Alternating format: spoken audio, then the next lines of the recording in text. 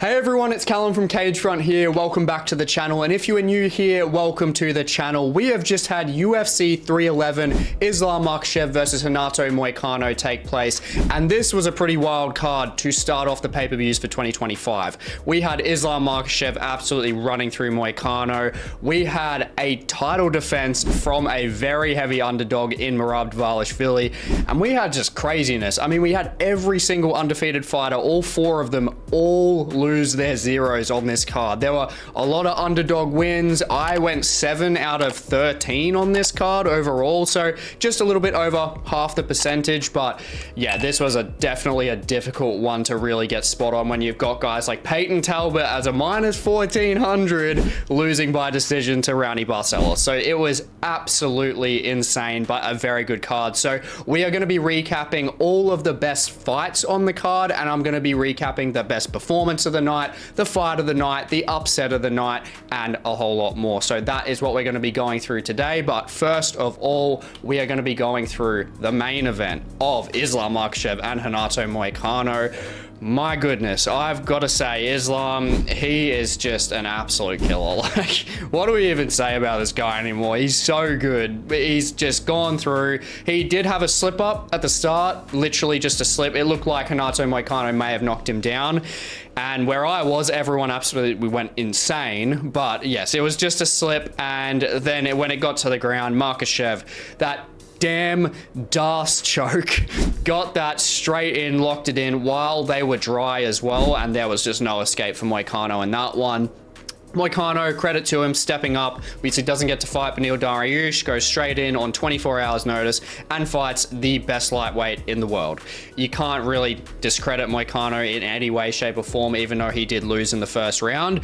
But I will say I was surprised it was a submission. I was thinking Makhachev would probably get it like a KO TKO around rounds 2 or round 3, because Moicano going against a southpaw, you know, in Benoit Saint-Denis, he looked fantastic, and he was giving Islam something to work with at the very start. But yeah, once that hit the ground, it was absolutely done. Islam is just looking absolutely incredible, and when we look at what's next for him, it is pretty tricky, because I would originally think that Arman Tsarukyan should be next. Realistically, he had a back injury, and he is, you know, he's been taken out of the fight. I mean, he hasn't necessarily done anything wrong, but it's kind of looking like Arman did have the back injury, but it was more so an issue with him actually making weight as to why he couldn't fight. Or at least that's what it's looking like. I'm not saying that's set in stone, but Dana White has confirmed that Arman Tsarukyan is not going to be next for the title, and that can really be a tell that there could have been an issue with the weight cut.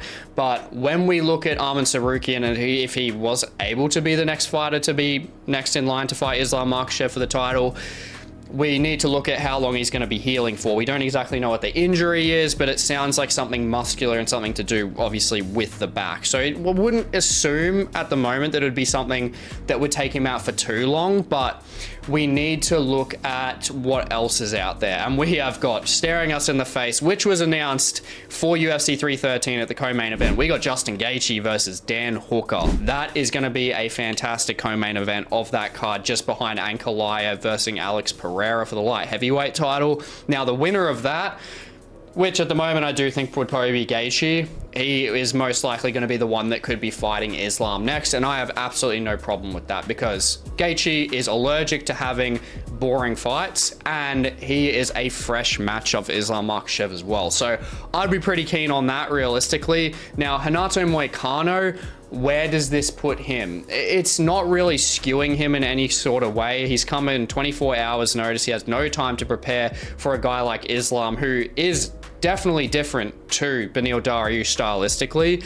And you got to remember, 2024, he's beaten fantastic guys. He's beaten Jalen Turner. He's beaten Benoit Saint-Denis. He beat Drew Dober as well. So he's got to be looking at someone possibly like a Gamrot or someone like that, someone in that single digit area, because that's the least that he deserves for saving the UFC 311 main event. Honestly, it was a fantastic fight overall, even though it was short, because at least we got it. But yeah, Islam, that man is looking damn dangerous. And moving on to the co-main event, we had Merab Dvalishvili beating Umar Nurmagomedov, and not only beating him, he proved me wrong. Again, he has proven me wrong against Sean O'Malley, and now he's proven me wrong against Umar Nurmagomedov. I thought both of those guys were going to be able to KO Merab, but credit to him, I'm wrong. He shits in my face. Merab did a fantastic job getting through this fight, through rounds 3, 4, and 5 especially, just really dictating the pace, making Umar's strikes really offbeat and mistiming his counters. Merab just did a great job, and the confidence this guy oozes is just different. He is just insane. He is really just comfortable in that octagon, and it really showed in this fight especially, because even with Umar, with the takedown offensive threat and the striking threat when he was against him, Merab was just, you know, looking at people, like yelling at the commentary team. He was just having fun in there. And this is after, by the way, he is 2 rounds down. He lost the first round and he lost the second round. In the first round, Umar landed a very nice 1-2 straight down the pipe after feinting the knee, and that clipped Merab on the chin. He was wobbled.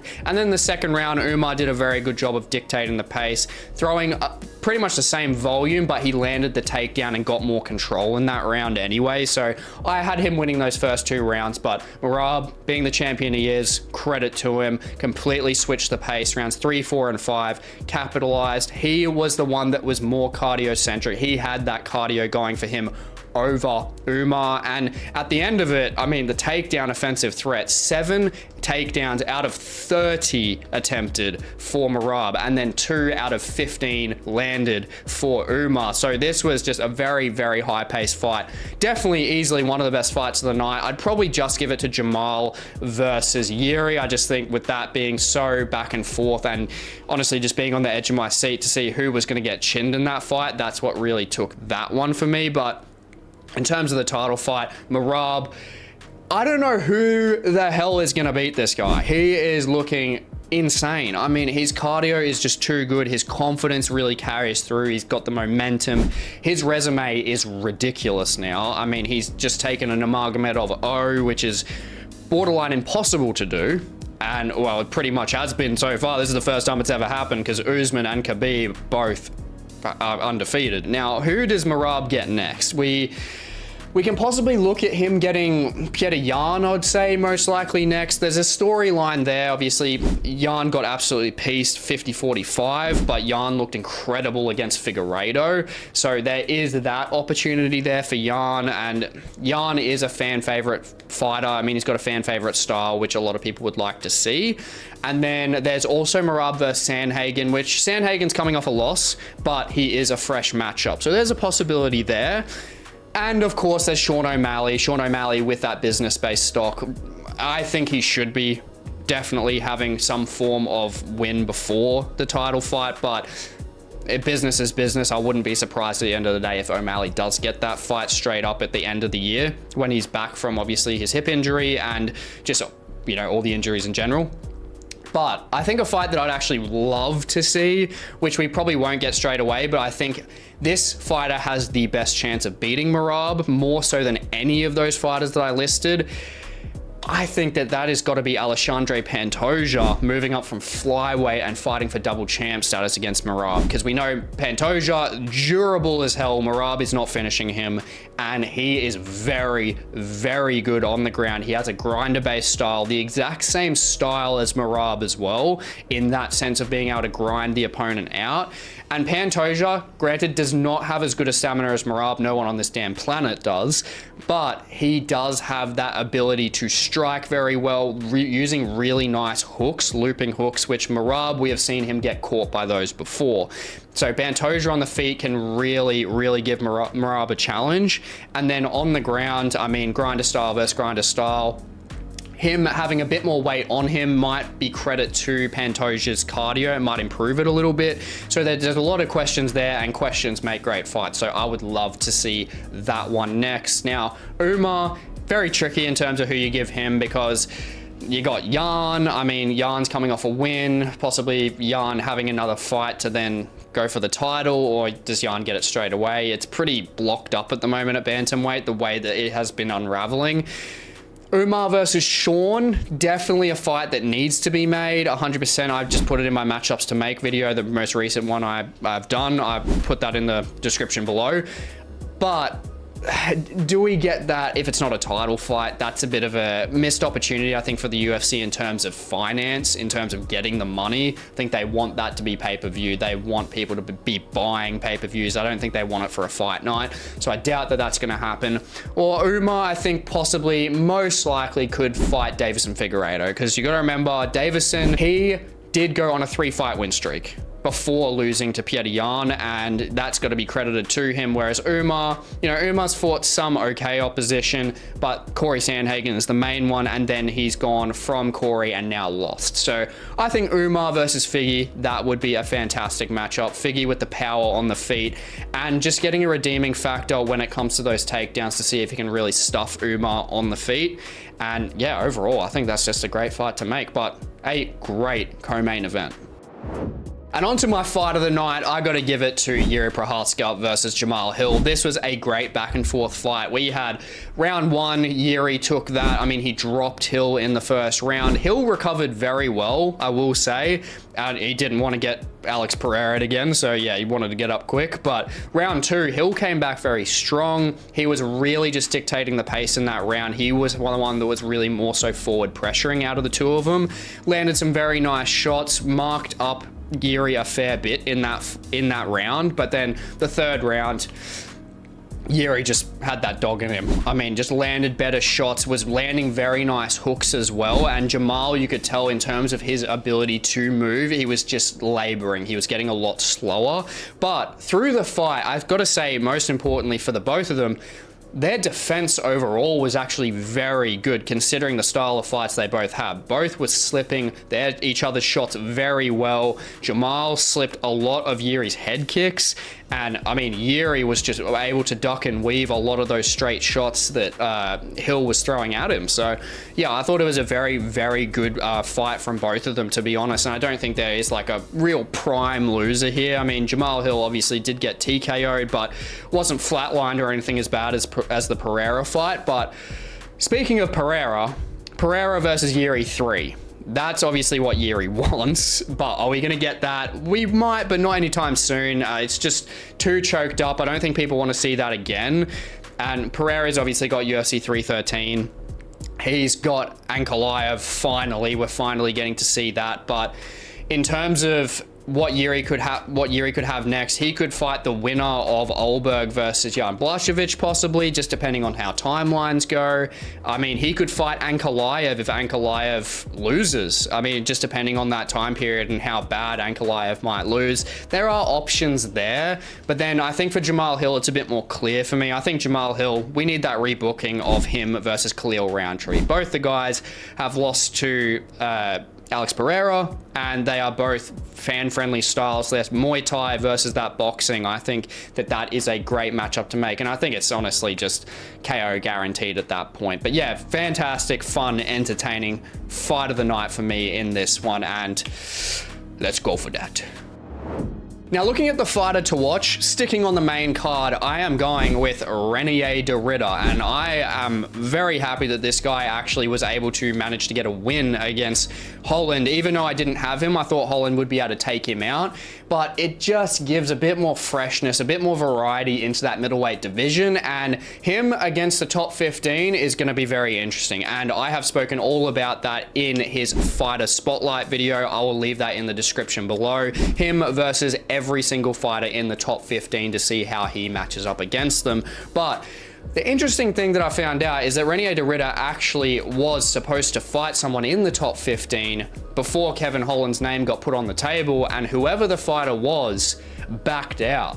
Now, it's most likely Michel Pereira, which for me would surprise me because Michel Pereira stylistically would be quite a big handful for Reinier De Ridder, but it might not be him. So I'm not exactly saying that, but yeah, Reinier De Ridder, in that sense, he is ready for a top 15 fight. I mean, the way that he was able to completely drown out Kevin Holland, easily sink in that rear naked choke. I mean, his submission game on par with Hamzat and Dricus du Plessis is the best in that division, without a doubt. And probably Fluffy Hernandez up there too. But realistically, and Brendan Allen. Sorry, I'm on a tangent, but stylistically, he did the one thing that he needed to do. He needed to get Kevin Holland down when he was dry, and he did exactly that. Getting Kevin Holland down while they were dry, sinking in that rear naked choke, no fluffing about. He just got it done. And against a fighter like Kevin Holland, which is a gateway into the top 15, no bullshit, just get it done. And that's exactly what he did. He did exactly what he needed to do. And I'm sure he is going out partying right now like he wanted to in the press conference. And credit to him, because he 100% deserves to. And with a top 15 fight coming up next, which he should be getting, I can see him getting a fight with Jack Hermansson next. I think that would be a great fight. Jack Hermansson, crafty veteran. Obviously, Reinier De Ridder has had a lot of good fights in his career as well. It's more of a veteran versus veteran fight. And Hermansson, with that boxing, can really test Reinier De Ridder on the feet. And then when it comes to the grappling, can Reinier De Ridder get Jack Hermansson down with that quality of wrestling that he does have? There's a lot of questions in that fight, and I am keen to see it next.